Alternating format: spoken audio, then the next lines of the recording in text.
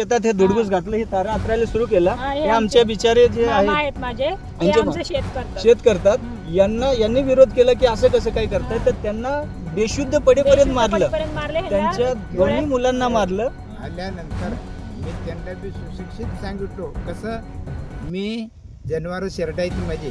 आल्यानंतर मी कुऱ्हाड आणलो संघ एवढा हे झाडांची फांद्या ते झाडं तोडायचं माझी शेरडाला टाकासाठी मी सतत शेतातून आलो, कुऱ्हाड घेऊन आणला असं नाही, मी शेतकरी माणूस आहो.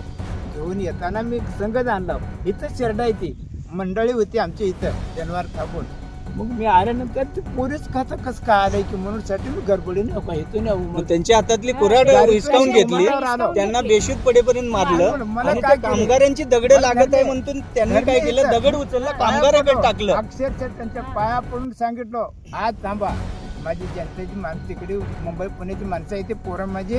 आल्यानंतर मी तुम्हाला उद्याच्याला आजच्या दिवस साहेब समजा थांबा आतापर्यंत. आजचा दिवस आल्यानंतर तुम्ही उद्याच्याला माणसं आल्यानंतर तुम्ही सगळं तुमचं काय ते काय सगळं व्यवस्थित तुम्ही सांगा.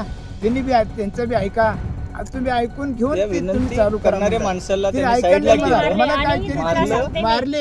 आज 30 वर्षापासून गोळ्या चालू आहेत, त्यांना मेंदूला मार लागलेला आहे, त्यांना सकाळ संध्याकाळ गोळ्या आहेत. त्यांचा मेडिकल रिपोर्ट आहे आमच्याकडे, ते मेडिकल रिपोर्ट सुद्धा तुम्हाला दाखवू. आम्ही त्यांचं मेडिकल काढून आणलं काल, ते पण दाखवू तुम्हाला. त्यांना मारलं आणि त्यांना जागीच ते बेशुद्ध पडले, त्यांना सोडून दिलं. त्यांचे 2 जी मुलं होती त्यांना पण मारलं, त्यांच्या मिसेसला पण हे शिवीगाळ वगैरे केली. आणि मुद्दामून त्यांनी काय केलं, कोणी मारहाण केले, त्यांनी काय केलं पोलिसांनी. आणि त्यांनी काय केलं, नंतर यांचे हे सगळं करत असताना व्हिडिओ रेकॉर्डिंग केलं, तर व्हिडिओ मोबाईल हिसकावून त्यांनी सगळे व्हिडिओ डिलीट केले. आणि नंतर जेव्हा कामगारासोबत यांची हातापाई होत होती आणि पोलीस मध्ये ते करत होते, त्यावेळेस त्यांनी जाऊन स्वतःच्या अंगावर ते प्रकरण घेतल्यासारखं घेतलं आणि यांच्यावर खोटे गुन्हे दाखल केलेले आहेत की अजामीनपात्र गुन्हे दाखल केले. पोलिसांना शासकीय कामात अडथळा आणलं. कोणी नव्हतं, त्यांच्या अधिकृत कोणी नव्हतं. त्यांचे मॅनेजर कोण ते काहीच नाही, त्यांच्याशी आमची चर्चा नाही, काही चर्चा नाही. डायरेक्ट पोलीस याच्यामध्ये इंटरव्हेन करत होते. तुमची काय मागणी? आमची मागणी अशी आहे की यांच्यावर जे अशी मारहाण केली बेकायदेशीर आमच्या शेतात त्यांनी घुसलेलं आहे, कोणतेही त्यांच्याकडे आदेश नव्हता. आम्ही त्यांना विचारलं कोणत्या आदेशाने आलंय, जिल्हाधिकारी यांचे कुणाचे आदेश आहेत का, प्रांताचे कुणाचे आदेश का, त्यांच्याकडे काही म्हणजे उत्तर नव्हतं. आणि त्यांनी डायरेक्टली यांना मारहाण केली रविवारी. आणि आमच्या विरोधात असे गुन्हे दाखल केले, शासकीय कामात अडथळा आणला, पोलिसांना शासकीय कर्मचाऱ्यावर म्हणजे वर्दीवर हात उचलला, अशा प्रकारचे खोटे गुन्हे दाखल करून डांबून ठेवण्याचा प्रयत्न त्यांचं चालू आहे. FIR त्यांनी दाखल केली असं आम्हाला समजलं आहे. त्याच्यामध्ये उलट खोटी तक्रार त्यांनी करून आम्हाला डांबून ठेवण्याचे त्यांनी प्रयत्न केले. याच्यामध्ये कंपनीशी कोणतंही आमचं अग्रीमेंट नाहीये आणि कुठलाही मोबदला नाहीये, या आधी कुठलीही नोटीस नाही, चर्चा नाही, ना पोलीस प्रशासनाची नाहीये, ना कंपनीशी नाहीये, ना प्रांताशी कुठल्याही या विषयावर म्हणजे कुठली सुनावणी नाही, काही नाही.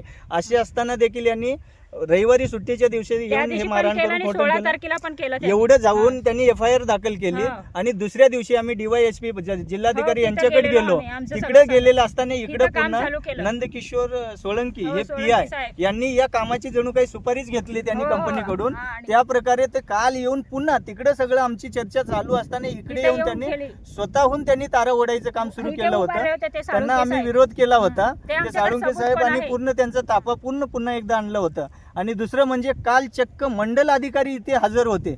काही नसतं, मंडल अधिकाऱ्यांचे नाव आम्हाला माहिती नाही, पण मंडल अधिकारी हजर होते आपले तुळजापूरमध्ये, म्हणजे इथले गंधोऱ्याचे सर्कलचे असतील. त्यांचे व्हिडिओ आहे, त्यांचा चेहरा आहे.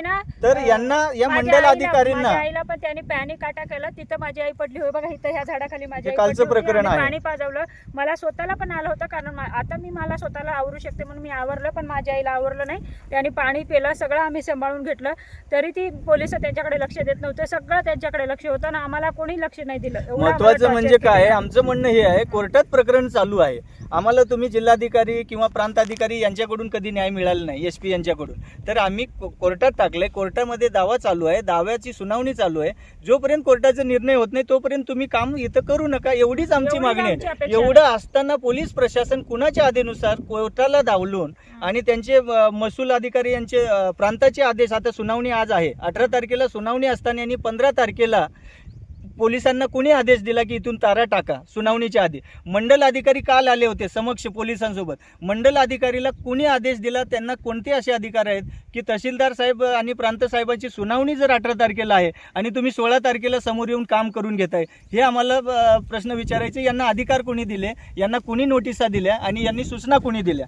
पोलिसांनाही आमचं SP DYSP साहेबांना म्हणणं आहे, यांना रविवारी कोणती अशी तुम्ही सूचना दिली होती? कोणत्या आधारावर दिली होती? कोणत्या ॲग्रीमेंट बेसवर दिली होती? कोणत्या करारावर दिली होती? आणि कोणत्या कमिटीचे अशी पूर्ण निर्णय झाले होते जे की आम्हाला सगळं कळवून आम्ही त्यांचं आदेशाचं पालन केले नाही किंवा काही नाही? कोणत्या कोर्टाचे तुम्हाला आदेश आले होते की तुम्ही तुमचे पोलीस पूर्ण फौजफाटा इथं पाठवला आणि असे शेतकऱ्यांना मारहाण करून दंडलशाहीने पूर्ण त्यांच्यावर खोटे दाखल करून? आणि त्याच्यामध्ये विशेष म्हणजे त्या पोलीस अधिकाऱ्यांनी एवढी पण त्याच्यामध्ये तयारी ठेवली होती की 5-6 SC ST कॅटेगरीची माणसं आणली होती जेणेकरून आमच्यावर अट्रॅसिटी सारखा गुन्हा दाखल व्हावा. या घटनेची DYSP आणि SP साहेबांना आमची विनंती आहे कळकळीची की या गोष्टीची गंभीर दखल घेऊन आमच्यावर दाखल केलेले खोटे गुन्हे रद्द करावे आणि प्रांत अधिकारी, जिल्हाधिकारी आणि स्थानिक पोलीस आणि SP साहेब, तहसीलदार साहेब या सगळ्यांकडे आम्ही तक्रार केली, विनंती केली, मागणी केली की हे सगळे प्रकरण जे आहे हे कशाचं आहे ते आम्हाला सांगावं. आमच्या शेतजमिनीमधून असे हे कोण गावगुंड किंवा कुठले हे कंपनीचे काय म्हणजे माणसं आहेत ती जी आहे जोर जबरदस्तीने धमकावत आमच्या शेतातून आम्हाला मारहाण करून हे सगळं प्रकरण सुरू केले. शेताची नासधूस केलेली. हे काय प्रकार आहे? म्हणजे नेमकं म्हणजे प्रशासनाने आमच्या जमिनी त्यांच्या नावावर केलेत का प्रशासनाच्या नावावर आमच्या जमिनी झाल्यात ते पण माहिती नाही आम्हाला. ते पण माहिती नाहीये. आणि त्यांनी हे जवळपास 1.25 एकरचं आमचं रान जात आहे. हे 6 एकरच्या पट्ट्यातून 1.25 एकर रानावर यांनी ताबा ठोकलेला आहे आणि हे प्रकल्प इथून जात आहे याबाबत तुर्तास आम्हाला कोणतीही कल्पना नाही. मग सप्टेंबर-ऑक्टोबर पासून आम्ही यांना एवढे जवळपास 7-8 अर्ज आम्ही दिले. त्या अर्जाची आमच्या प्रती आहे तेही तुम्हाला आम्ही दाखवू. तर सर्व प्रशासनाला सर्व स्तरावर विनंती केली, सगळ्यांना जाऊन विचारणा केली, कोणीही त्याची दाद देत नाही. आणि प्रांत अधिकारी साहेबांना सविस्तर जाऊन भेटलो आम्ही या प्रकरणाबद्दल. कारण समिती अध्यक्ष ते आहे असं कळालं. कुठेतरी जिल्हास्तरीय किंवा तालुका समिती आहे या प्रकरणामध्ये मध्यस्थी म्हणून आम्हाला समजलं. हे कुठल्याही जनतेला माहिती नाही आहे हे आहे. आणि याची अवेअरनेस पण कुठले अधिकारी आपल्यापर्यंत पोहोचत नाहीत किंवा करत नाहीत. पण आम्ही त्यांना अप्रोच केलं. मग त्यांना विचारल्यानंतर त्यांनी सरळ सांगितलं हे केंद्र शासनाचा प्रोजेक्ट आहे, याच्यामध्ये बिलकुल तुम्ही अडथळा करू शकत नाही. असा कुठलाही मोबदला वगैरे हा काही प्रकार तुम्हाला मिळणार नाही. कारण ही टावरची लाईन आहे, ही वरून जाते, तुमच्या शेतातून जात नाही. परंतु आम्ही विचारलं की साहेब आमच्या पिकांची नासधूस करून ते जे घालत आहेत हे सगळं करत आहेत आणि याचं जे आहे आम्हाला असं कळालंय की याचं काहीतरी मोबदला वगैरे मिळतोय आणि तुम्ही असे कसे म्हणताय की शासनाचं प्रोजेक्ट आहे, केंद्र शासनाचा, आम्ही काही नाही करू शकत? म्हणजे महसूल अधिकारी हे सर्वस्वी पूर्ण त्यांच्याकडे हे सर्व अधिकार असताना आणि जिल्हाधिकारी, प्रांत अधिकारी यांच्याकडे सर्व अधिकार आणि तहसीलदार यांच्याकडे अधिकार असताना यांनी पूर्णपणे याच्याकडे म्हणजे जाणून बुजून दुर्लक्ष करून कंपनीला राजरोसपणे याच्यामध्ये कामाला मूक संमती त्यांनी दिलेली होती आणि आम्हाला दमदाटी करून हे प्रकरण जागीच दाबण्याचा त्यांनी प्रयत्न केला. म्हणून आम्ही काय केलं की कोर्टामध्ये धाव घेतली. आपण सर्व स्तरावर जिल्हाधिकारी विनंती करतोय, SP साहेबांना करतोय, स्थानिक सगळं महसूल अधिकारी यांना करतोय, तर कुणी दाद देत नाही म्हणून कोर्टात घातली आम्ही. नोव्हेंबरमध्ये हे प्रकरण आम्ही कोर्टात नेलंय. नोव्हेंबरपासून जानेवारी आणि फेब्रुवारीमध्ये 2 वेळा सुनावणी झाली त्या कोर्टामध्ये. तर ही संबंधित कंपनी जी आहे त्या कोर्टामध्ये कधीच हजर राहिलेली नाही. आता तिसरी जी सुनावणी आहे ती एप्रिल 2 तारखेला प्रलंबित आहे.